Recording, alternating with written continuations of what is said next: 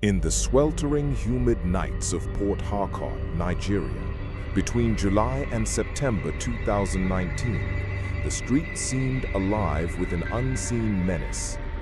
Life went on as usual for the people of the city, yet behind the ordinary chatter of traffic and distant laughter, a predator moved silently, methodically, hunting for his next victim.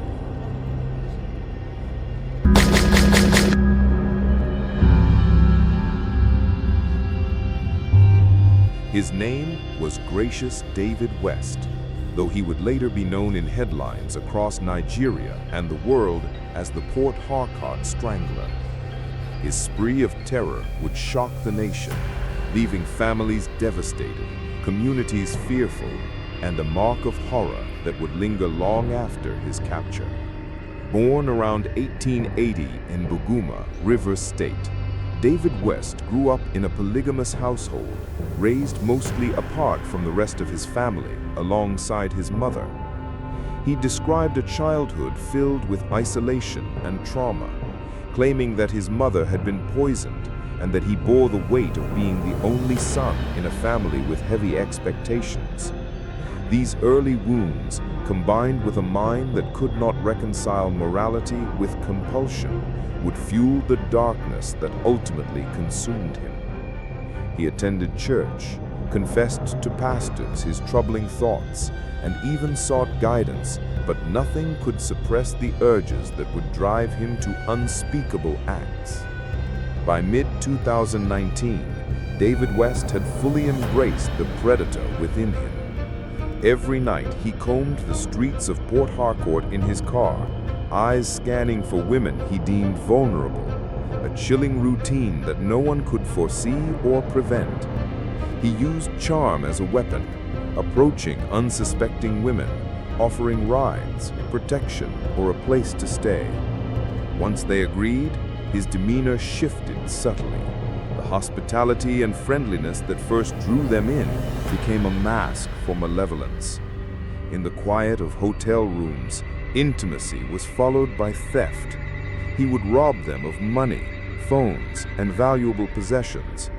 But robbery was only a precursor to murder. His true signature was far more sinister. He would cut strips from pillowcases, which he used to bind his victims' wrists, ankles, and necks, leaving them immobilized and vulnerable. Then, with calculated precision, he would strangle them manually, ending their lives quietly, methodically, ensuring no one would hear their final pleas. Television or radios were left on at high volumes, an eerie attempt to drown out the struggle, to mask the violence behind a curtain of normalcy. Night after night, the killings continued. 15 women lost their lives over a span of just 3 months. Each murder was similar, yet marked by subtle variations. An escalation in boldness, a refinement in his technique. He admitted later that he felt an irresistible urge to kill, a compulsion he could not resist, a darkness that demanded expression. Yet fate, as it often does, intervened. On September 19, 2019, a woman agreed to accompany him to a hotel, expecting nothing more than temporary company. But she awoke in the night to the horrific reality of his intentions. David West moved to tie her up, preparing to suffocate her as he had done to so many others. Heart racing, she summoned every ounce of courage and strength, managing to escape into the streets. Fear and adrenaline carried their steps to safety, and she alerted the authorities, igniting the chain of events that would finally bring his reign of terror to an end. Police quickly acted, tracing him to a hotel in Oigbo, Rivers State. He was caught in the act, attempting to kill another victim. In custody, he confessed to the murders, revealing the identities of his victims and the details of each crime. The city learned the extent of the horror. 15 lives claimed, each murder a mixture of premeditation, cruelty, and sadistic control. Families grieved, Survivors bore trauma, and the community was left to reconcile with the fact that evil had walked openly among them for months. The trial that followed was a tense, harrowing ordeal. David West faced 10 counts of murder and attempted murder. He admitted to 9 of the murders, but denied the attempted murder of the woman who had survived his attack. Witnesses testified, police officers described the painstaking investigation, and forensic experts recounted the chilling evidence left behind. The courtroom bore the heavy weight of grief, anger, and fear. On October 9, 2020, the River State High Court found him guilty and sentenced him to death by hanging. Justice, though delayed, was finally delivered. His appeal was considered on the basis that he was a father of 3 young children, but for many, the scale of his crimes left no room for mercy. The aftermath of David West's crimes rippled far beyond the courtroom. Women's rights organizations condemned the murders, calling for stronger measures to protect women from predators. The International Federation of Women Lawyers, FIDA, issued statements demanding accountability and vigilance.